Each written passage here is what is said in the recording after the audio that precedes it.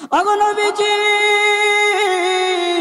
আল্লাহ তাআলা সুসংবাদ জানায়া দিছে, যারা নিজের প্রতি জুলুম করবে, যারা নফসের প্রতি অত্যাচার অন্যায় করবে, তারা আল্লাহর রহমত থেকে নৈরাশ হইও না।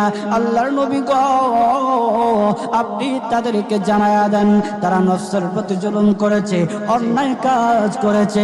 ওগো আল্লাহর রাসূল, তাদেরকে আপনি জানায়া দেন, মহান আল্লাহ তারা যত বড় অন্যায় কাজ করুক না কেন, যত বড় নাফরমানি কাজ করুক না কেন, মহান আল্লাহ রব্বুল আলামিনের কাছে বান্দা চাইতে দেরি, মহান আল্লাহ তাদের ডাকে সাড়া দিতে দেরি না। মুসলমান বাবাজি,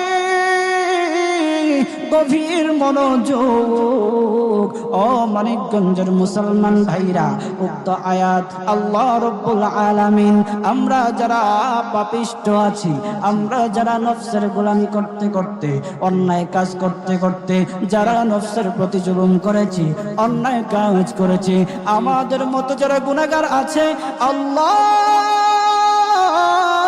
আমাদেরকে সান্ত্বনা দেওয়ার জন্য উক্ত আয়াত খানা নাজিল করেছে।